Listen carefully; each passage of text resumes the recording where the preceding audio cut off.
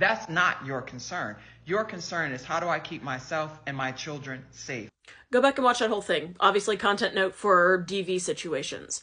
Here's the thing, as somebody who is a survivor of DV and captivity myself, as somebody who has been a victim's advocate and a crisis response person, as well as a community chaplain that actively at least 2 to 3 times a year walks people through this process of escaping an abusive situation, please, for the love of all that is holy, if you have somebody come to you and say, hey, I think my partner is toxic, abusive, threatening, I'm scared, I'm not sure, do not immediately say, well, are you sure?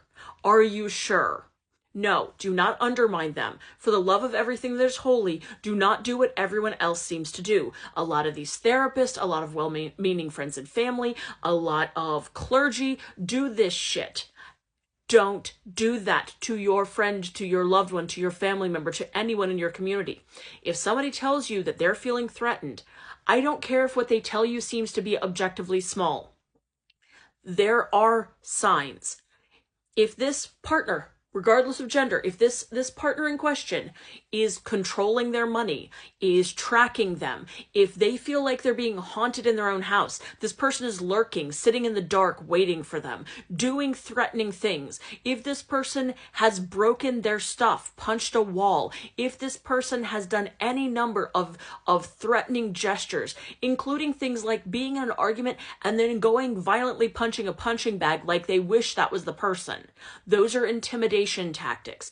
And it even doesn't have to be that obvious, but if we're talking about anything about destroying stuff, destroying material goods, punching walls, harming animals, hurting anything that this person cares about, destroying items of the person, doing any kind of escalation, those are immediate warning signs. This person needs to get out and get out as soon as possible.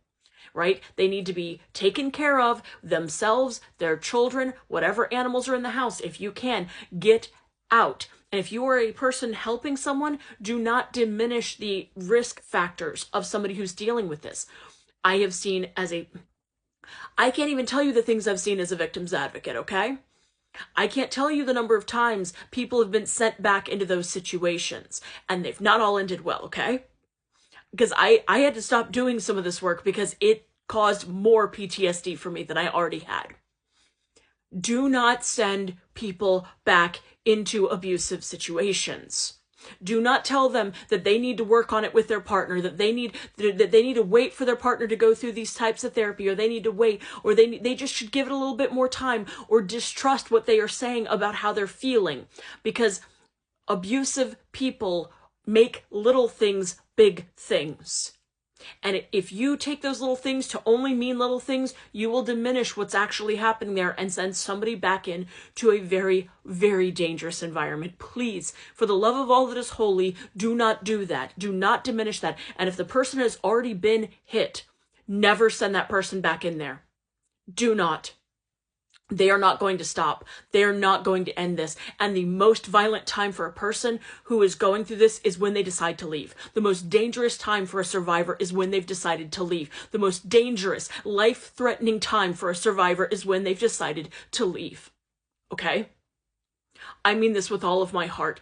Do not send people back into this with some kind of false hope, because they've already gaslit themselves many times over. If they've come to you with help, you are their one lifeline. Please do not send them back into it.